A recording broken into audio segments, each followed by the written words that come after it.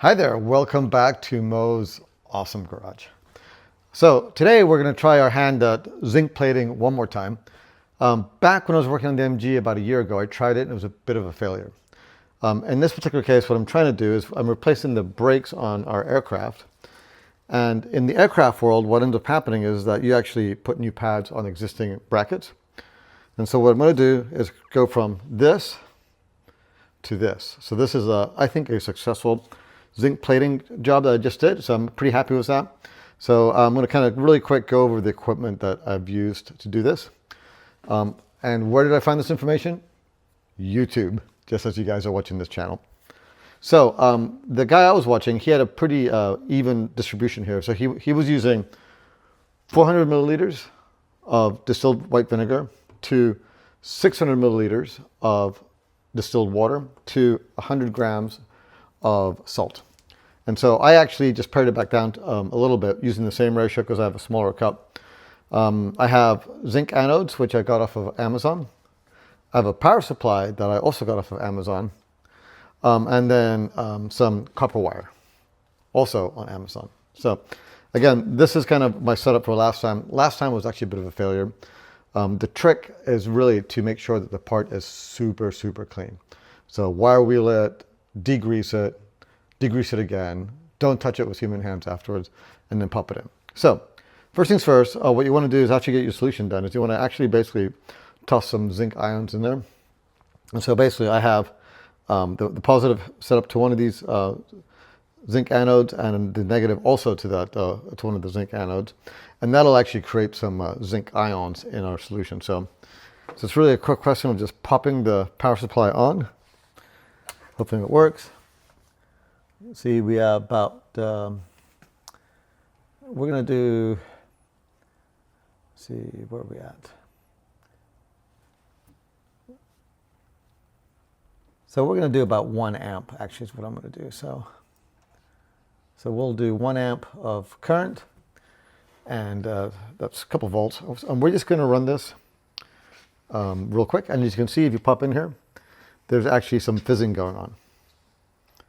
So now we can actually crank that up a little bit. If we crank it up, you'll see more fizzing going on. So this is as the voltage goes up. Because really right now, all we're just caring about getting some ions in the water. Okay, cool. And then after about an hour or so of letting that happen, what we're going to do is we're going to grab our piece, our nice clean piece. We're going to suspend it in the solution and apply the current to the copper wire that's going to be suspended in the solution. So, okay, awesome. So let's get this piece cleaned out and ready to dunk. Great. Okay, so next step is to drill out these brass rivets so we can take the pad off of it. I also, not that this has anything to do with anything, but these are the guides for the brakes. So I got them nicely polishing and polished. Having a polishing wheel on your grinder is amazing, by the way. So FYI, again, nothing to do with zinc plating. So we'll get these out real quick. And before we do that, we just got the tip of the last one we just had right there.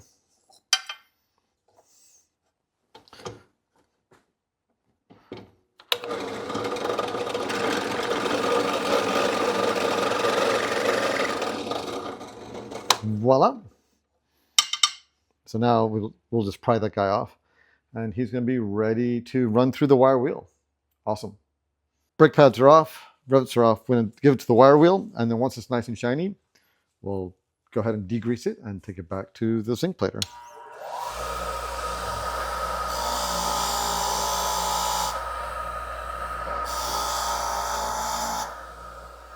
Oh yeah, that's great. Awesome. Okay, so this guy is nice and shiny, untouched by human hands. And so the next step is to basically, we're going to drop this in the solution here. We're going to go ahead and turn off the power supply real quick. And I'm going to put it on my little hook and put it through one of these holes here. And then this is going to go into the solution. So, and what we're going to do is we're going to put it right in the middle between these two electrodes. Okay, so now we need to change this up a little bit. So what we're going to do now is we're going to basically, I'm going to end up hooking up both sides of the electrodes to the positive side. That way there's actually stuff coming at it from both directions. That's the thought behind it. So if we put a little jumper cable here between the two, you can tell I've used this before. Maybe not. Okay, so we're going to put this in here. We'll grab the little clipper guys, and we'll basically clip him on here so he's not going to go anywhere. And then this basically goes on to here.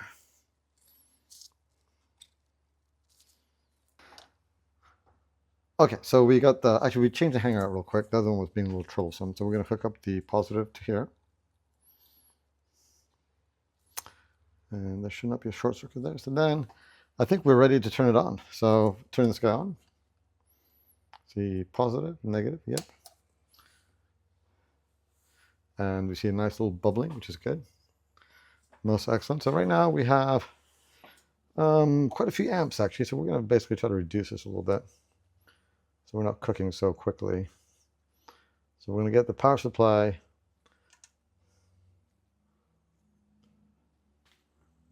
down to 1 amp, something like that. Point it to, we'll do right around there. And we'll set a timer for about 8 minutes, and then we'll check it out. Awesome. So we've had about 6 or 7 minutes pass, so let's check it out. Now that looks pretty good to me.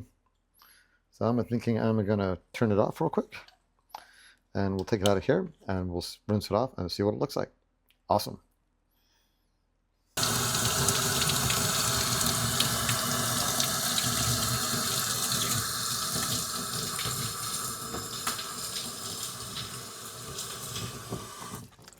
So I'm going to have to say that is a success. I would say more so than the other one was a success. So yeah, pretty wild, isn't it? So yeah, so finally my electroplating YouTube video actually does work. And here's the proof in the pudding. So awesome. Hope you enjoyed watching this. Take care now. Bye-bye. This video, hit subscribe and give us a big like down below. Thanks for watching.